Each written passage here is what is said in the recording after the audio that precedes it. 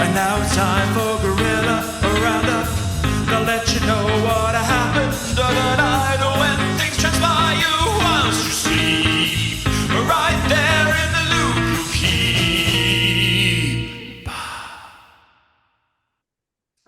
Welcome for the last time this series to the Guerilla Roundup on the final day, as it turned out, of the Women's Ashes Test from the MCG.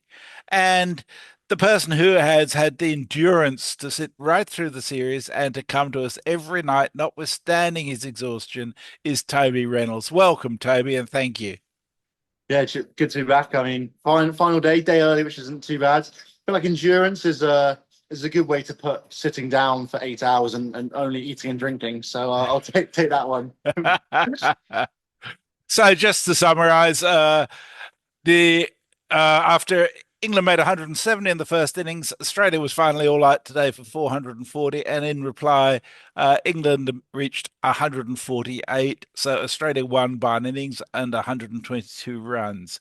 Start us off with what I think was probably the best morning of the match for England.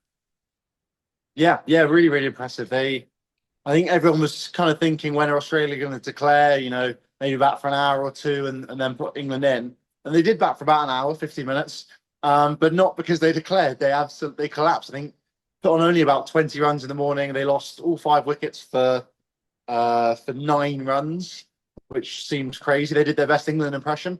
Um, so that was a good old morning there. And then England kind of did okay. They were one down at tea. I think Heather Knight, Tammy Beaumont both looking pretty solid. Not too many chances, I don't think, from memory. And then that sort of second session, it had all started to go wrong. But yeah, the first morning really impressive. Sophie Eccleston picking up her third Test fifer in just sort of 8 or 9 matches. And yet again was I think perhaps a shadow of herself on day 2 in comparison to what we saw this morning. Yeah. She was so much more controlled, so much tighter. Sort of beat the bat on a couple of occasions, and picked up 3 wickets to go alongside Lauren Filer's 2. Indeed. One thing we should mention, of course, is that Beth Mooney managed to reach her century with 2 this morning off the last ball of Eccleston's first over, but didn't make many more. She tried to get out several times just so she could have a break before she had to come and keep wicket, but they wouldn't let her go. The umpires kept her in on 2 reviews, so eventually she had to get herself bowled to get a break. Um, but that was I know we didn't get a chance to talk about it a lot yesterday because of the fact that Annabelle Sutherland sort of hogged the limelight. But I think it's appropriate that Mooney should have got a century today, given the role that she's played throughout this series. Absolutely, she's been by far and away the best batter. She passed 54 times, one of which obviously today she turned into 100 in the series. Averages, I think, 60 maybe, and just has been head and shoulders above everyone else on both sides of the teams. And I think she's just been so impressive with the way she's gone about it. She obviously gave a few chances yesterday when she first came into bat. I think was dropped about 3 times, but her sort of second 50 that she put on last night and then this morning, just chanceless. Well, particularly last night was chanceless really, and just showed how impressive she can be. Just got on with it and just simple enough really. And yeah, well deserved really. Now the first Australian female batter to have 100 in all 3 formats as well. So more history there to go along with the huge number of records broken today. Yeah, well, one of which was the attendance record, of course.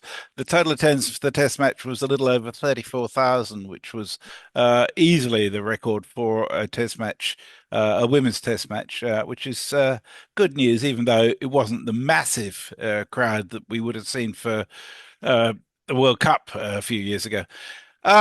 So we came up after lunch or tea or whatever the first break's called these days. England showing some spirit. What transpired in the afternoon session, or the second session, let's call it? Yeah, it's an afternoon, evening, dusk session maybe. I guess that's maybe the evening one. Who knows? But I mean, again, it started all right for England. They were going pretty well. Heather Knight and Tammy Beaumont adding a few they brought up the team's 50 and their 50 partnership as well in consecutive balls as Knight found the boundary twice in a row.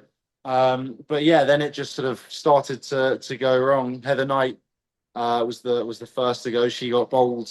Oh, she got caught. Sorry, off the bowling of Ash Gardner, and then Natseva Brunt came in, looked okay as well. Was pretty aggressive. Tried to counter attack, scored it faster than a runner ball. And then when Natseva Brunt went, all hell kind of broke loose for this England side, and they lost 4 wickets for 9, I think it was.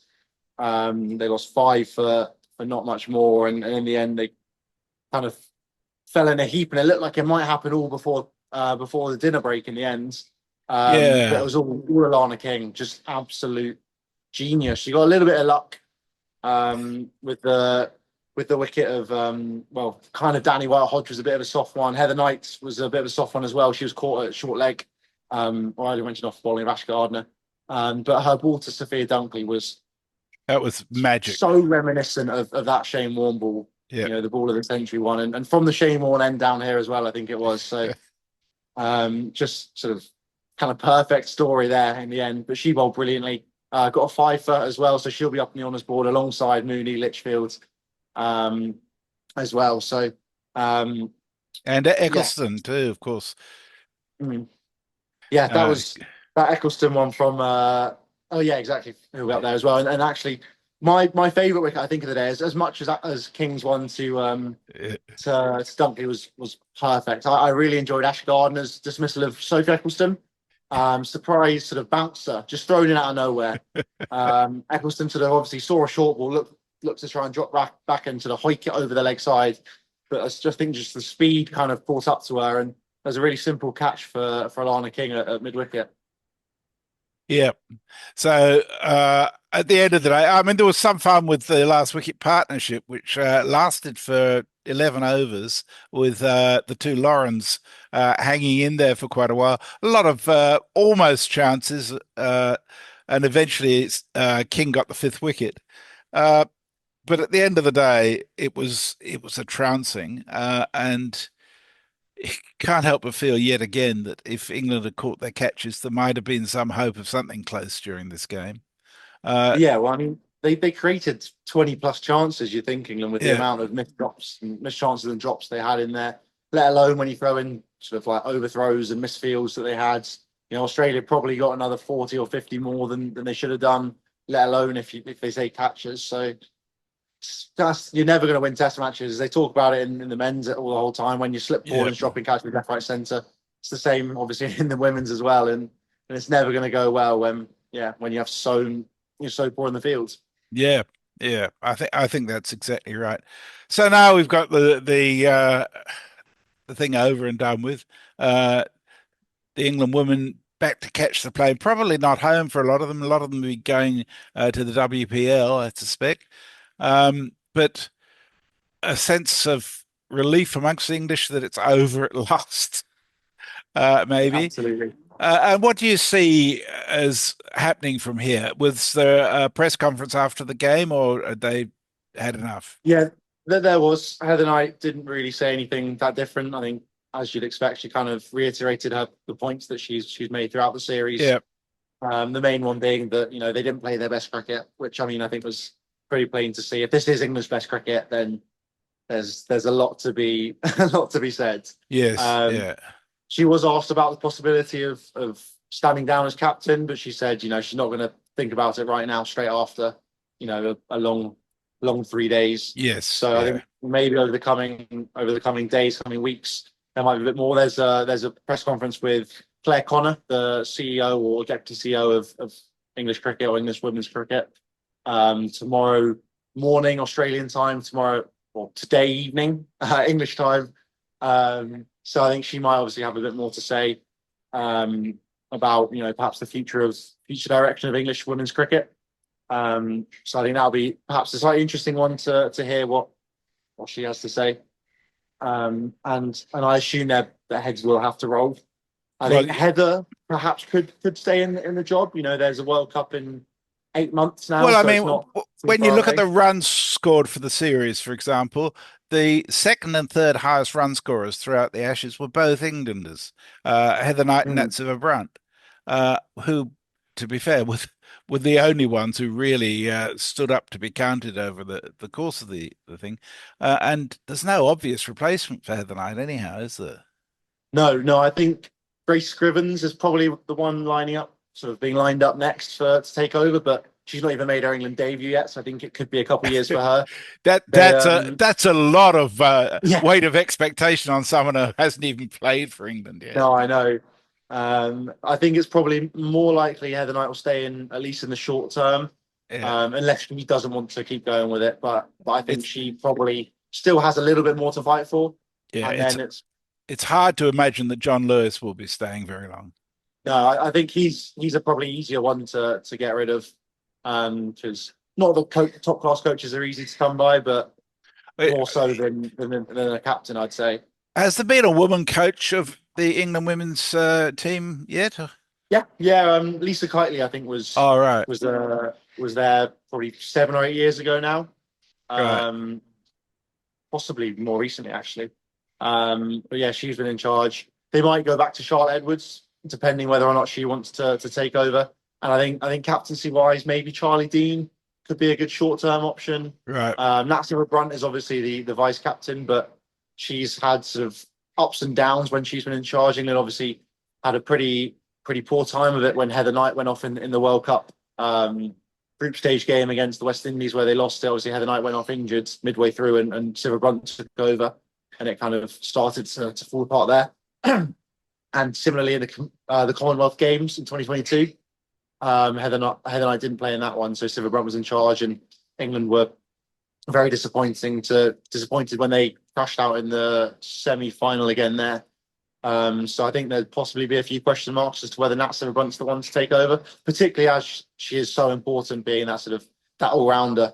And pretty crucial with that. So I'd say maybe Charlie Dean's perhaps lined up, but she didn't even play in this test match, so I'm not sure how they would figure that one out. Tammy Beaumont could be a good option as well, but she doesn't play in the T20 side. So maybe she could do a longer format, Dean doing the shortest for a little bit of time, but it seems a bit of a tricky one here for England and the ECB to try and figure out Indeed. who could take over next. Yeah. So as the series overall, Alana King was the player of the series, which is hardly surprising, with 23 wickets at 11.17, which you'd put in the bank any day. And Sophie Eccleston was the next most wickets with 16. Then nobody else took more than 9. My sense is that, particularly from England's point of view, that the fast bowlers were struggling, apart from Lauren Bell, probably. And there's a way to go. It's a tricky one again there. I mean, one thing that I think is really interesting is you look at England's the makeup of England's bowlers throughout the series. I think Lindsay Smith is the only one over the age of 26, 25. Kate Cross obviously was meant to be there. She's 33, didn't play in the end. But that should be the prime for your seamers and your spinners coming through, really, that kind of 26 to 30. And Lindsay Smith is the only one who's in the squad around that age, which I think perhaps means that maybe they thought almost too much about the future in the past. You know, obviously trying to try and bring a younger generation through, which hasn't quite worked out. And you do always need these leaders in squads, and they've moved on from Kate Cross in the T20s. She didn't play in the test despite being somewhat fit. So I think that's a tricky one in itself. Yeah, because I didn't feel that McDonald Gay was too comfortable in her role in this match either. Yeah, she bowled well, I thought, for what she had, and for being so inexperienced. You know, she hit the right areas. That ball that dismissed Annabelle Sutherland was an absolute peach, but she's obviously still got a long way to go. She's only 20, 21. And even for someone like Lauren Filer, she only debuted 2 years ago, and hasn't played a huge amount of international cricket. And Lauren Bell, actually, similarly, as you say, was very impressive, but she revamped her whole action over the last year or so. So actually has had a pretty tricky time of it, sort of leading into the Ashes, but definitely impressed. So there is obviously a lot of room for improvement, but also there's not a huge amount more within domestic cricket that that is coming through. Right.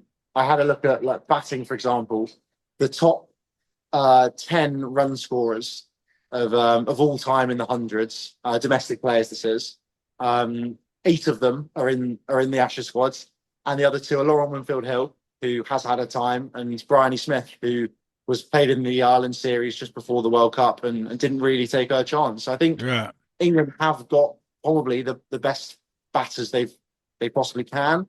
And I think from a bowling front, Lindsay Smith's always up there, Lauren Bell's always up there, Sarah Glenn, Sophie Eccleston.